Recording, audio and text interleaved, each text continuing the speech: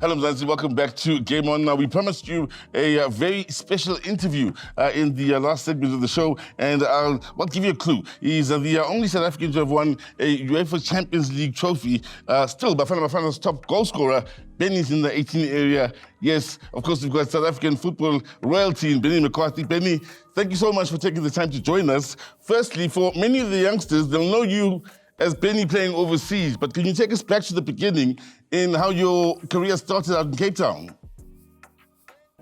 Hey, Sizwe, thanks for having me again today, my man. Sure. Really good speaking to you. No, like I said, my journey started like every other kid in South Africa, playing on the streets, playing at school, playing in the grassroots football. And I think that's basically just where the love for football came.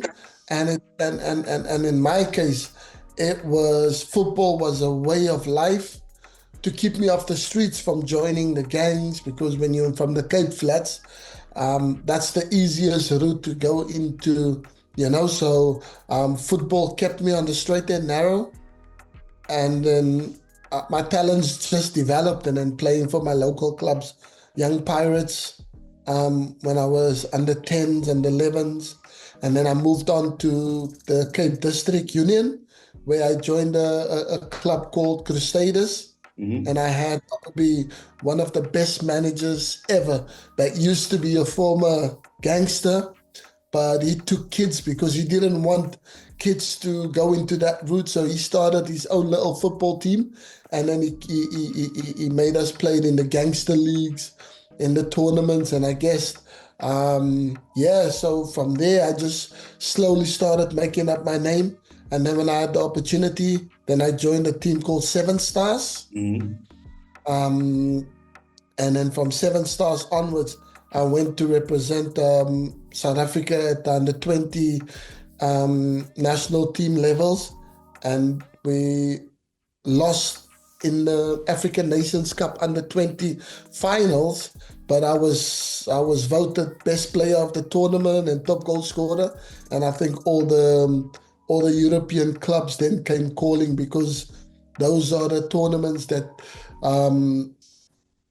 these big teams go and find unrecognizable talents, and I guess I was one of that. And then my journey then took me to Amsterdam, Holland, where I joined Ajax Amsterdam, and the rest is history. History, like you say, and I do remember, mid-90s or so, and we saw you briefly, like you say, Seven Stars, where you started to make a name for yourself here in South Africa, then Cape Town Spurs before you left. Briefly, we saw you for a short space of time. You're still a teenager. What's the difference between your generation back then in the type of players that we're exporting abroad to the generation now that doesn't quite go abroad as often as your guys did? What's the difference?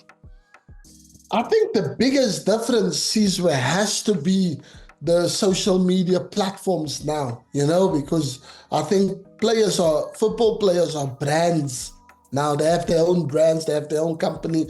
So for them, it's about the image that matters, and so what gives you the platform almost take a backseat to having to have a good Instagram profile, having to have a good Twitter profile and all that, but you forget what gives you that platform, which is the main attraction, and that's the football. And when we started coming up, there was no such thing as Twitter and Instagram and that. So we just had to put our heads down, and if you want to make it on the training pitch and in matches, that's where you put the hard graft in, and that's where you knuckle down, and then you see if you've got what it takes to make it, and that's the biggest difference now. And I think football players just have to realize, the most important thing in life is not your image. It's not people remembers you for what you did when you were at your job, and that was being a footballer. So you have to try and be the best footballer that you can possibly be, and everything else will come naturally by itself, instead of making sure that you look smooth and it's all straightened and it's all white, and like the image, putting the image up there, but then your job, which is being a football player, is the one that suffers the most. And that was the difference between the two generations. Now, the beauty of life is you come back after your playing days now and you start to coach, make a bit of history with Amazulu, and carry on to go work out with Manchester United as well. Talk to us about life after Benni the player, Benni the coach, and how that experience has been. The transition has been a little bit difficult because now you kind of have to almost like you have to start to learn to ride a bike all over again. You know the game inside out, but being a coach, you learn different things. You learn now how to manage individual players, how to deal with players, and you can't just be a stubborn, hot-headed when you are an individual as a player. So you gotta have different means and ways to go about it. So I had to do that. So I had to sacrifice 5 years of my life to go through the coaching process. When I got the opportunity to coach at Cape Town City, which was amazing, but it was still a very big eye-opener because it was my first job as a coach, you know, and I think I did fairly well as a novice coach. But then when I got to join Amazulu, I wasn't a rookie anymore. I was someone that, okay, now I know, at least I don't want to make the same mistakes I did at Cape Town City, what I didn't know there. I've learned a little bit, so I've taken it to Amazulu. And yes, and I've taken it to new heights.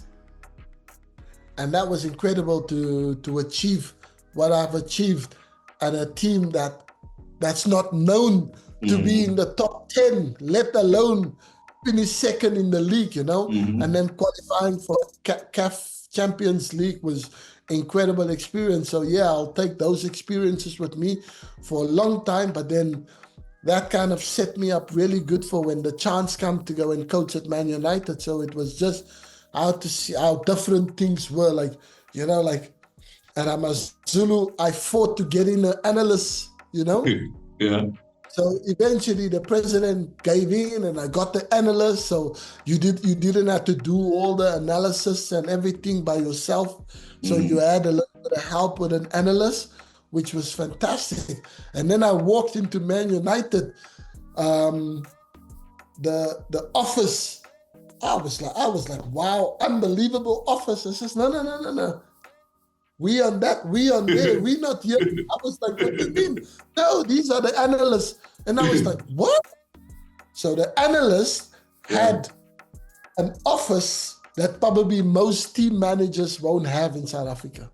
And there was like 12 dudes sitting in with the latest technologies, computers, drones, and everything. And I was like, oh, this is the analyst guys. And they, yep. So then went into the office. The coach's office was incredible. The manager's office was just next level stuff. So I was like, oh, wow. So this is what coaching is. This is when you were a manager, a head coach in Europe. This is what the life is like. I was like, now I'm inspired to really want to become a coach because I can get used to this. Thank you for your time here on the Game On. Also, you've been a great example as a football player, as a young football player, as a professional, as an international, also as a coach. So thank you as well for your contribution to the South African game, to the international game, and continue being Benni McCarthy. We love your accent. We love the fact that it's still South African. And see you soon. Thanks so much for your time, mate.